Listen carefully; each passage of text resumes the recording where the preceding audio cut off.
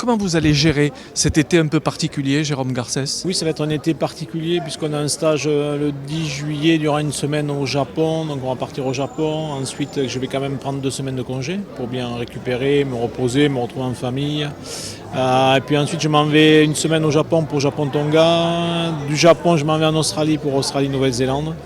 Donc ça va faire deux gros déplacements dans l'hémisphère sud avant la Coupe du Monde.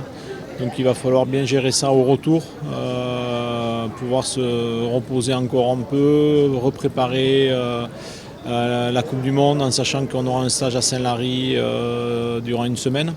Donc c'est quand même un été un peu chargé. C'est vrai que l'arbitrage n'arrête jamais, mais les 2 semaines du mois de juillet, là, la coupure va faire du bien. Je vais vraiment couper mon téléphone et puis me reposer et oublier un peu le rugby parce que c'est vrai que c'est une année un peu longue. En plus avec cette année de Coupe du Monde, ça va être extrêmement difficile. Le programme il est assez simple, on va surtout digérer la saison passée et puis prendre des vacances qui vont s'étaler sur 3 semaines pour couper, pour régénérer les batteries, le corps, etc.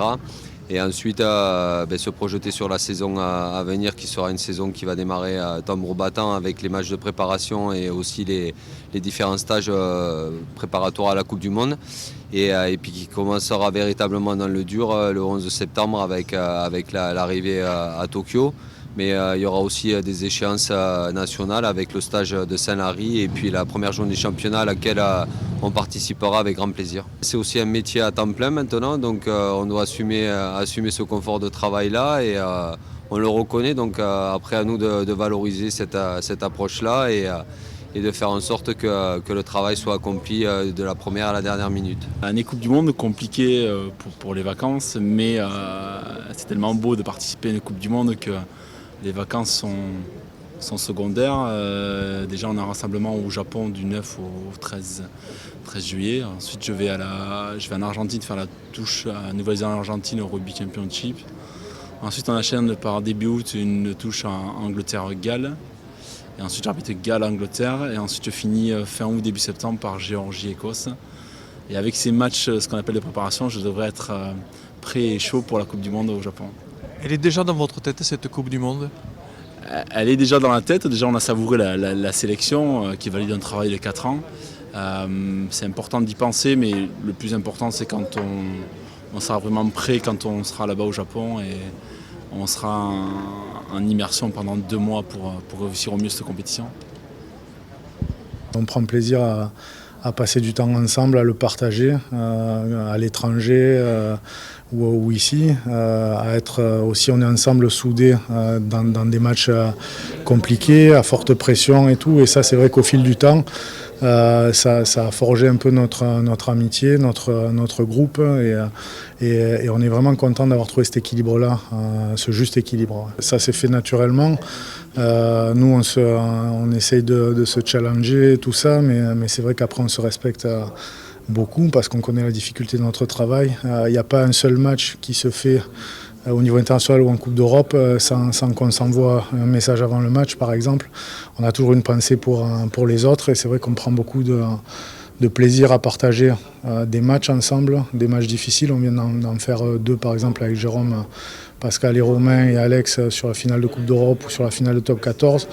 Et c'est vrai que c'est des moments de partage qui après restent gravés entre nous. Ça reste des souvenirs et des bons moments. Ouais. Et ça contribue à construire notre amitié et à la souder, ouais, c'est sûr.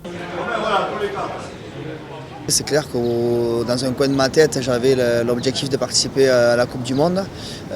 En toute sincérité, je ne m'étais pas fixé celle de 2019 parce que je savais qu'on était nombreux, je connaissais la règle du jeu au départ et donc on était 20 avant le tournoi, il en prenait 19 et je pensais être le 20e.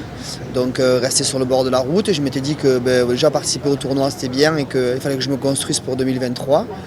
Voilà, à l'annonce de la liste, voilà, c'était une fierté immense parce que c'est quand même un événement mondial rugby et que voilà, on fait tout ça pour ça, donc c'était quelque chose de génial. La chance qu'on a, c'est que on va partir du 9 au 14 sur le Japon et on va discuter entre nous.